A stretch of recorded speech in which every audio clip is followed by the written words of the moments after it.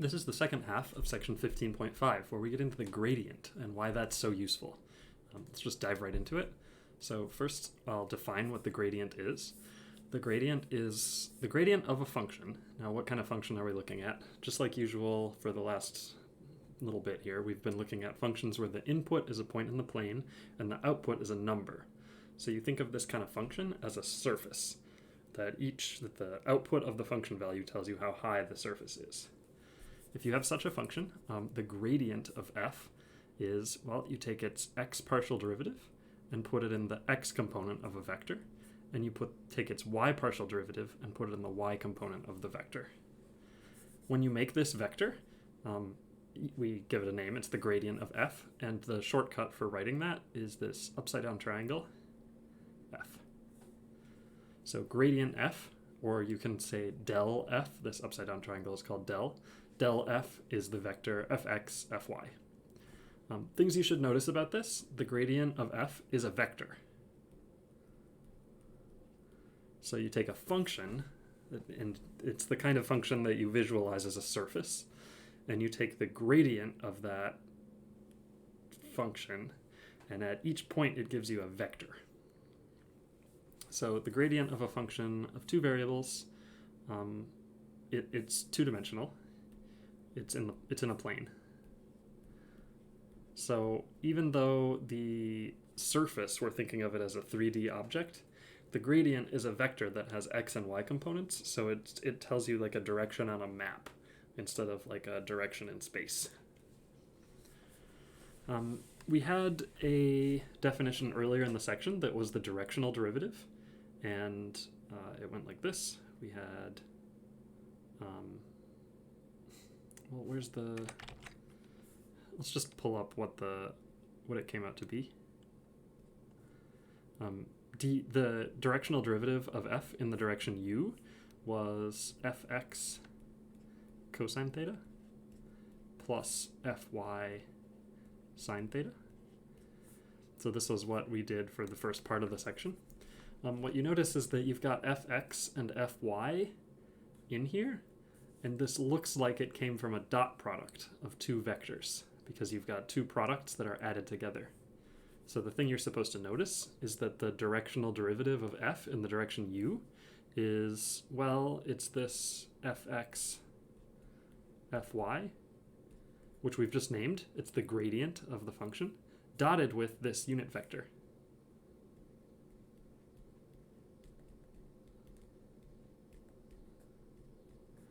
So if you want to write this a lot shorter, you say, oh, well, this is the gradient of the function dotted with the direction.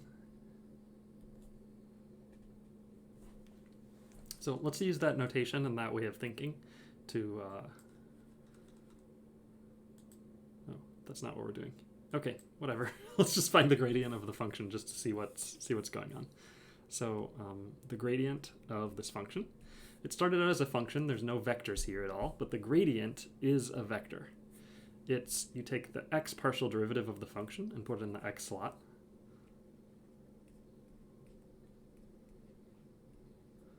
And you take the y partial derivative of the function and put it in the y slot.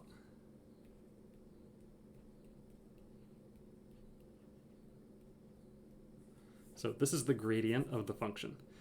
The gradient of the function is kind of a weird object because it's not really a vector. It's like a function that gives you a vector. It's like it takes an input of a point in the plane and gives you an output of a vector in the plane.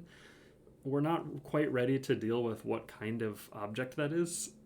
So we're just going to think about what happens when you pick an actual point, x, y. I don't want to just let that slide by because the bottom data point here above my head, or the bottom data type above my head, is vector fields, and this is your first look at what a vector field might be like. This object, it takes as input a point, and as an output it gives you a vector. But let's just try it at 1, 2. The notation for how to plug something into the gradient is you just treat it like it's a function. So you put the inputs in parentheses next to the gradient of f, and then you actually just plug in 1 for x and 2 for y.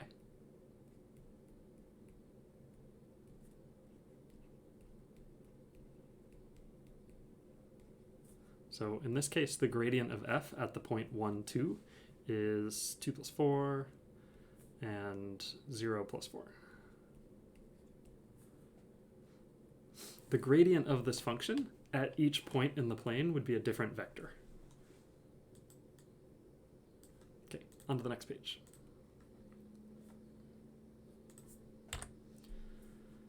Okay, we've got some facts about the gradient.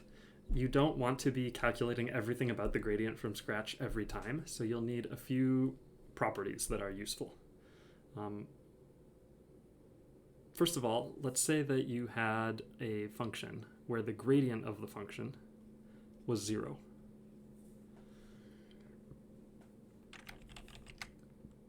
Let's say it's at a certain point that the gradient is 0.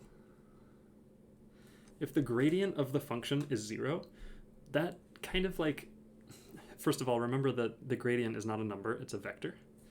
But the gradient of a function being 0 means it's like stronger than the derivative of a function being 0 from earlier in calculus. This is, the gradient is 0, that means like no matter which direction you go, the slope is 0. So that looks like this. The directional derivative in the direction u of f at that point is also 0. Here, the directional derivative is a slope. So the directional derivative of the function at a point is 0. This 0 is a number, and this 0 over here is a vector. Okay, so if the gradient of a function is 0, that means that it's flat in every direction, not just in some directions. Then the big idea of what the gradient is for is that the direction of maximum increase of f is given by the gradient.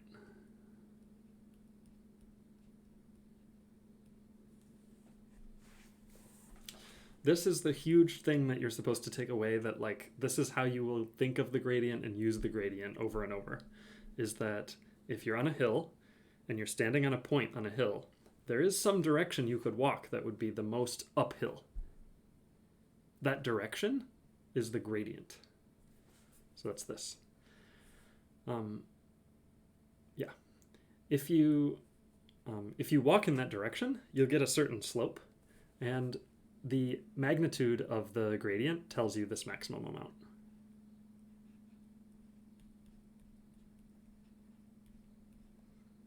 So let me just go over this again.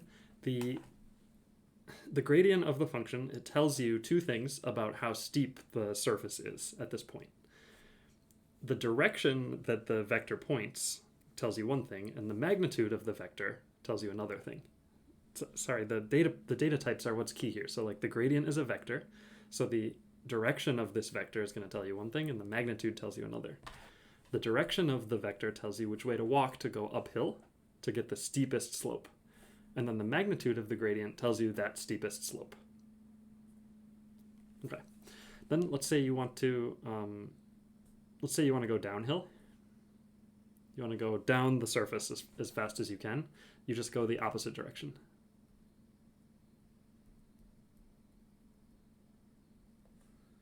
In this case, you get the same steepness. So take the magnitude of the vector and make it go downhill.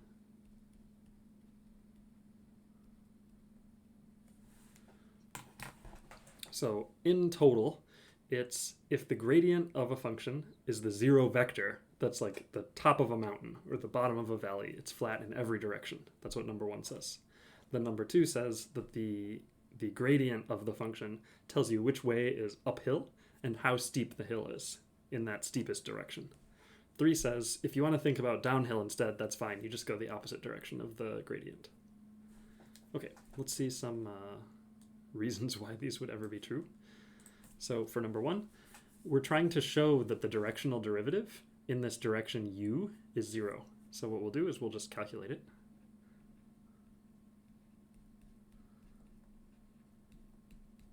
If the gradient is 0, like what does that have to do with the directional derivative? Well, the directional derivative has an easier way to write it, as we saw on the last page. It's the gradient of the function dotted with the direction. Okay, but in number 1 it says, well, we're assuming, like we're in the case where the gradient is 0. So we've got the 0 vector dotted with a direction. and that always comes out to 0. So because the directional derivative can be calculated by doing a dot product with the gradient, that's why number 1 makes sense. Number 1 says like, hey, if the gradient is the 0 vector, then all the directions are doomed. They're all 0. Okay, let's look at 2 and 3.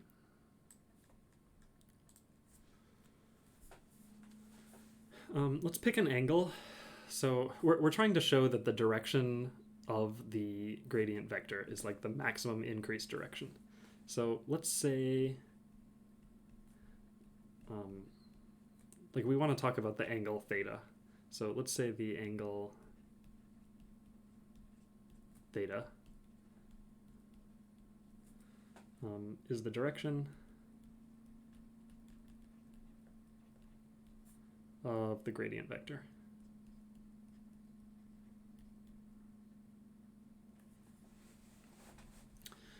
Okay, let's walk in that direction. So let's say we'll let u be, we'll go in that direction. So we'll wander in the same direction as the gradient.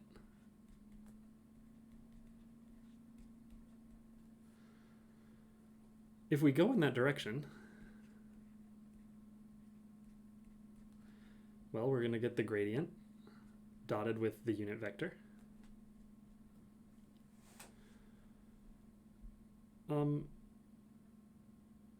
But if you dot 2 vectors together, you can find, you can use the formula from a long time ago, from chapter 13, that converts this into the angle between the vectors. So it's, the dot product of 2 vectors is the magnitude of the first vector times the magnitude of the second vector times the angle between the 2 vectors. The cosine of the angle between the 2 vectors. Now in this case, what's the angle between the vector u and the vector gradient f? Well, I've set up u and gradient f to be in the same direction. So the angle between those two is 0. So I end up with the magnitude of the gradient of f times the magnitude of u. One more thing, when I write u, I'm talking about a unit vector. So the magnitude of u is 1. So I end up with just the magnitude of f. Okay, so what did we show? Well, we showed that if you go in the direction of the gradient, then the directional derivative, duf, comes out to the magnitude of the gradient. That's the second part of this number 2. What does it have to do with the first part? Well, say we picked some other direction, some other unit vector. In that case, we would get a different angle other than 0. And a different angle other than 0 would have a cosine that was smaller than 1. So this is the best case scenario. Essentially, if you want the dot product of a vector and a unit vector to be as high as possible, you should put them in the same direction, and that'll make the dot product really high. Now that we have the directional derivative formula in a form that you've written it as a dot product, now we can use those kinds of ideas to make sure that we're actually like maximizing or minimizing things when we're supposed to.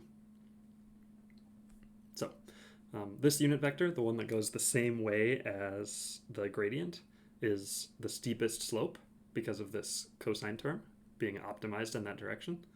And that slope is exactly the magnitude of the gradient. For number 3, the argument is about the same, but like if it's uphill in one direction, if you go the other direction, it'll be downhill the same amount. We could write it again, but I'm not going to.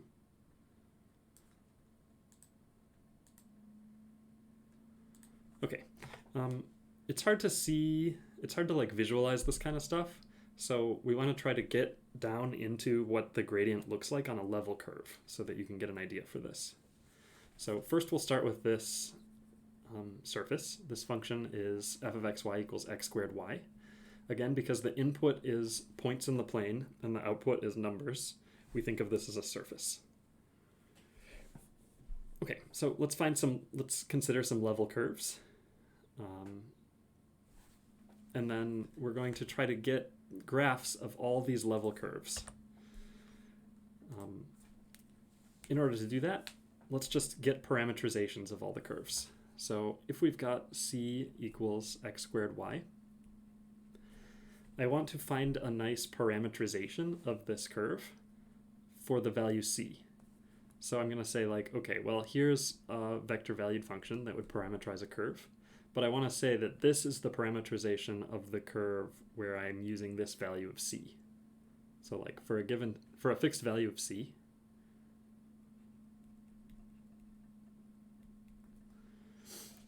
then this curve can be given by what? How can we do this? I guess probably the easiest way to do this is to just solve for y.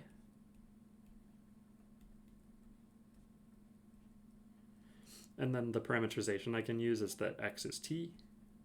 And when x equals t, then y must equal c over t squared. You should feel fairly confident with the idea that curves have lots of different parameterizations. So we could have solved for x and then let y equal t. Or I'm sure there are lots of other ways to walk along this curve.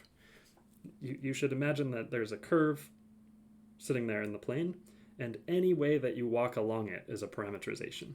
And this just happened to be the easiest one based on the algebra. So if I graphed all these, then I would get the contour map for this surface. I actually want to get a picture of this for you in Desmos, because Desmos is pretty good at contour maps. Hopefully this pulls up. Yeah, okay. So we want t c over t squared. And I want t to go, I want a big range of t's. But then the c, remember we're thinking of c as being for each value of c we get a level curve. So I actually want lots of values of c to display. If you want Desmos to do that, you make a list and you put them in brackets. So we'll make a level curve for c equals 0 and 1 and 2 and 3, and maybe like -1 and -2 and -3. And when you do that, it will graph this level curve for all the different values of c that you put in. Desmos is also clever enough to do like a big list. So you could say like -10, -9, and then do ... and go up to 10. And it knows what you mean by that you meant to go from -10 to -9 to -8 to -7 and go all the way up to 10. So Desmos is really good for level curves. Okay, how do we read these level curves? Well, like which one of these is c equals 3? Oops.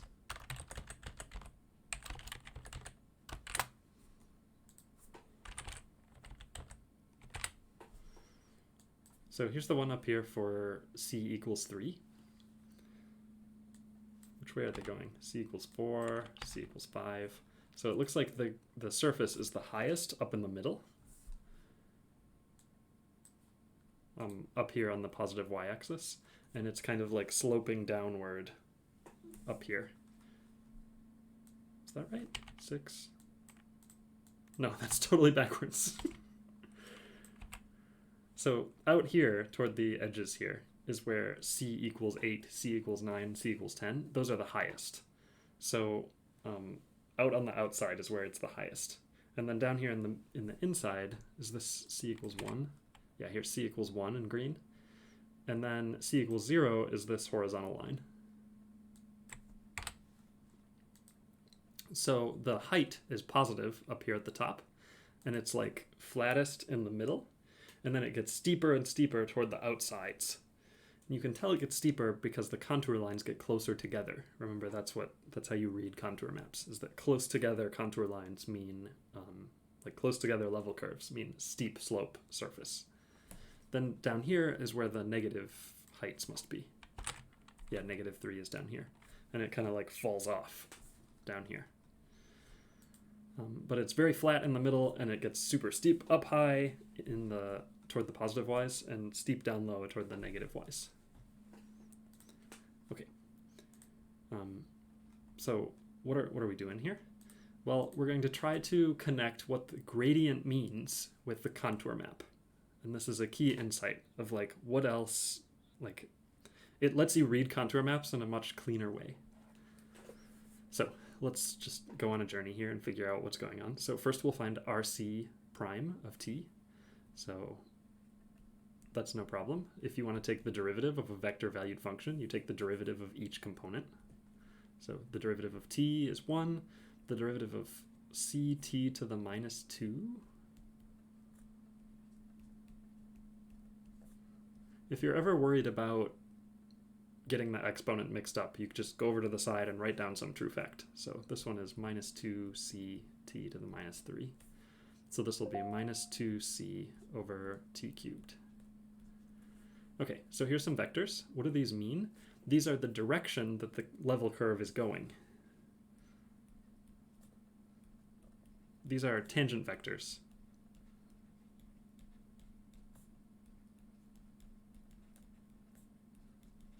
To the level curves.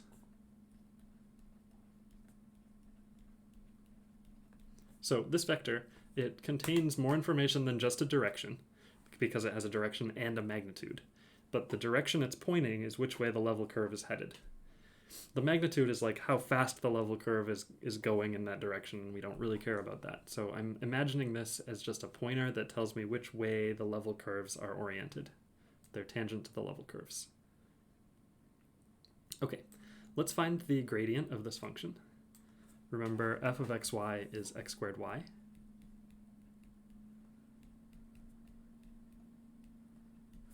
When we find the gradient, we take the x partial derivative and put it in the x slot, and the y partial derivative and put it in the y slot. And this is the gradient. Now this tells me which way is the steepest uphill direction to be going. So you've got some surface floating around. The level curves tell you how to stay at the same height. You like follow the level curve and you'll always be at the same altitude. The gradient tells you which way is straight uphill. So what do these have to do with each other? Oh, we're not done with this question. It says substitute the parameterized versions of x and y in the gradient. Okay, we declared that x was t and y was c over t squared. So we can get the gradient of f in a different form. So I'll have 2 times t times c over t squared and t squared. And these t's cancel. So I'll get 2c over t squared. So on the level curves, the gradient is pointing this way. This tells you like if you're standing on a level curve, which way would you walk to go uphill to like get to the next level curve as fast as possible. Okay, how do those two vectors interact? This is the cool part. If we dot these two vectors together, so we're going to do gradient of f dotted with which direction the level curve is headed. So I've got 2c over t squared, and I'm dotting with the tangent vector that I found, which was 1 minus 2c over t cubed. Okay, you should, there's some foreshadowing here. Like anytime anyone asks you, hey, maybe you should compute the dot product of those vectors and see what happens, you should kind of see what's coming. But like, why would anyone take the dot product of two vectors? What's the point? Well, the point is to find the angle between them, and it's the most useful when you're trying to show that the two vectors are orthogonal. So you should be like, oh, I wonder what's going to happen. So let's see. So we'll do the dot product, multiply the x coordinates together, we get 2c over t, and multiply the y coordinates together, I get minus 2c t squared over t cubed. Cancel the t squareds, and I get 2c over t minus 2c over t, so I get 0.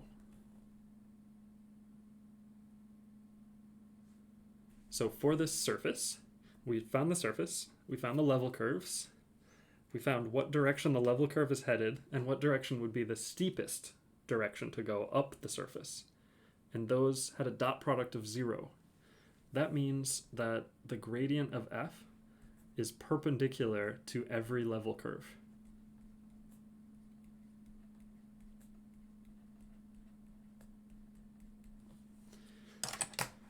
This allows you to know what the gradient looks like basically everywhere. When you look at a contour map, you can tell which way is the steepest way to go. You just go perpendicular to the level curve. If you go parallel to the level curve, you're staying at 0 slope. You're staying at the same height everywhere. And if you go perpendicular to the level curve, you're following the gradient. Well, or you're going the opposite of the gradient. The gradient is the way that points uphill. But this is a huge, I don't know, like put some boxes around it. I don't know.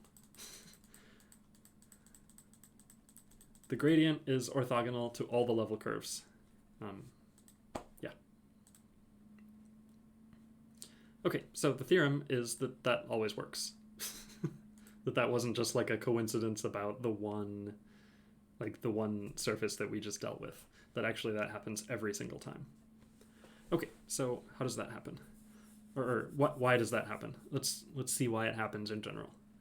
So first, pick a point, and let's pick a level, and we'll have some level curve. The level curve, I don't know what it looks like.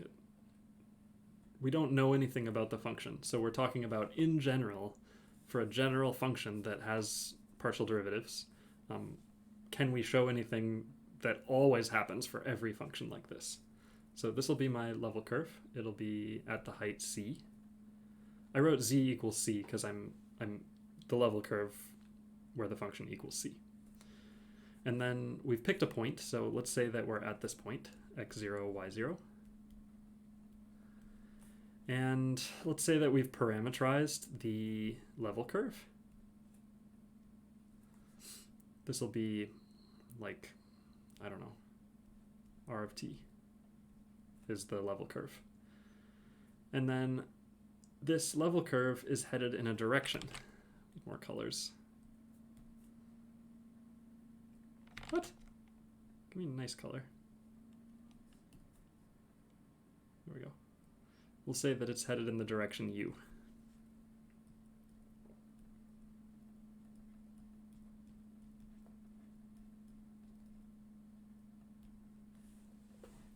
So we say that we've got this unit tangent vector that's pointing in the direction that the level curve is going. Yeah.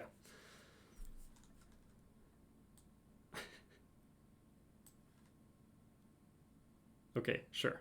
So if you go in that direction, if you go in the direction u, then the rate of change of z is 0. It's not changing.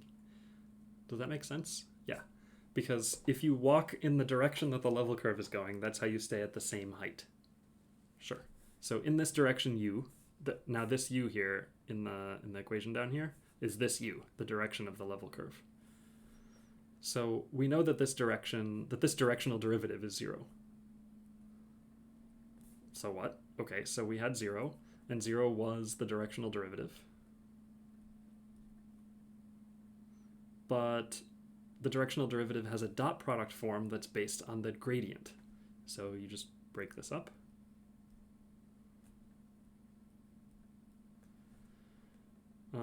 If the directional derivative is 0, that means that the dot product of the gradient and the unit vector is 0. But how would the unit vector and the gradient have a dot product of 0? Well, that happens when they're perpendicular.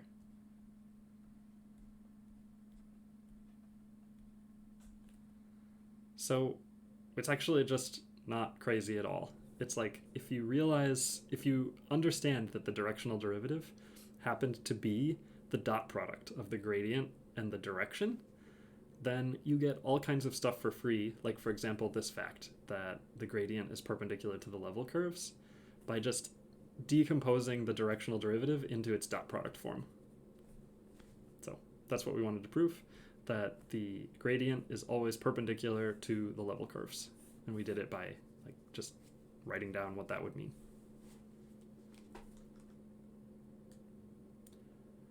Okay, let's go a little bit deeper. So we'll have now a function that has an input of a point in space. Let's change the data point up here. So instead of the input being a point in the plane, now the input is a point in space. It's no big deal. Wait, no, you need some kind of way to think about this. Because when the input was a point in the plane, you thought of the function as being a surface. But now when the input is a point in space, like I don't have a visual direction to go. Like what? So I usually like to think about this kind of function as being a temperature function. Each point in space has a different temperature. So your input is pick a point. So I'll say like my nose, and then the function tells you how warm that point is, 82 degrees. Okay, say you have a function like that where you have all of its partial derivatives. Now there's going to be x partial derivatives, y partial derivatives, and z partial derivatives. And you can just still define the gradient the same way. You take each partial derivative and put those partial derivatives in the corresponding components of a vector. So the gradient of a function turns into a vector. The gradient of a function is a vector. And you do it by just however many dimensions your function has, you just drop all the partial derivatives into their dimension. Okay. The corresponding extension, like to extend the idea that we had from the last page, where the gradient of the function was always normal to the level curves, now we're going to have the gradient of this temperature function is normal to the level surfaces. Okay, level surfaces, kind of strange. You would have to imagine that in the room all around you, like there's like a, maybe where's the biggest heat source in your room? There would be a surface that was, it's 90 degrees around that incandescent light bulb. If you go outside that surface, it's cooler, and inside that surface it's hotter. And then there's like a shape of all the places in the room where it's exactly 89 degrees, and 88 degrees, and 87 degrees. And then most of the room is maybe like around 77, but over close to the refrigerator, there's level surfaces of 75, 74, 73. So the whole room would be filled with these membranes of exactly where the temperatures were all equal to each other. Those would be level surfaces. And the gradient would tell you which direction to go to head toward the heat. So the gradient is a vector in space. So there's you imagine there's little arrows everywhere in space. Every point in space, there's an arrow pointing to which direction you would go toward the heat. And that's what the gradient is of this three-dimensional function. Okay, let's try to do this for the simplest kind of function we can come up with here, which is a linear function. So we'll let w be 2x minus 3y plus 8z. The level surfaces are where you plug in a constant, you pick a constant, and you put it in for the output of the function.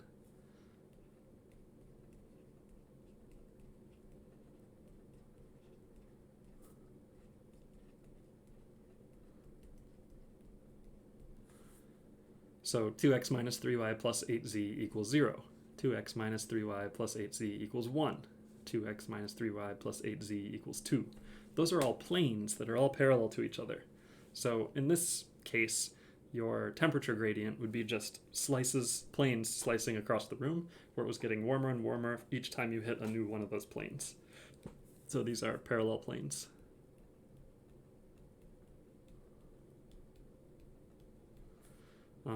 From chapter 13, you should know kind of like what direction the planes are oriented in based on these numbers. These numbers tell you the normal vector to a normal vector to the plane.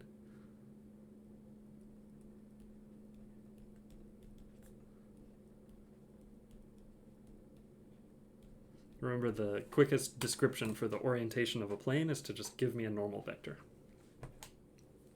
Okay, so that's what these level surfaces are. Now, what is the gradient? Okay, well, you can find the gradient.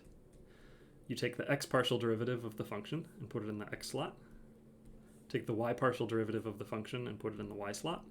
and take the z partial derivative and put it in the z slot. Okay, looks familiar. In fact, the level surfaces are normal to the gradient. That happens every time, not just here, but like this is the easiest way to see it, as if the level surfaces are all planes. The gradient is that normal vector that's telling you which, like the orientation of the planes. I like the gradient. Okay, that concludes this section. We'll end up using the gradient a lot. The end of this chapter is all about optimization. So, I don't know, imagine you're like a moth in a room and you're just trying to get to the warmest place in the room. What you would do is you would like feel around and be like, oh, it feels warmer in that direction. That's the gradient of the temperature function. And you'd like head that way. But every time you move, the gradient might point in a different direction. And so you'd like follow the path of the gradient, and that might lead you toward the hottest spot in the room. The gradient is going to be important for finding the highest point of a function. So we'll see you in the later sections.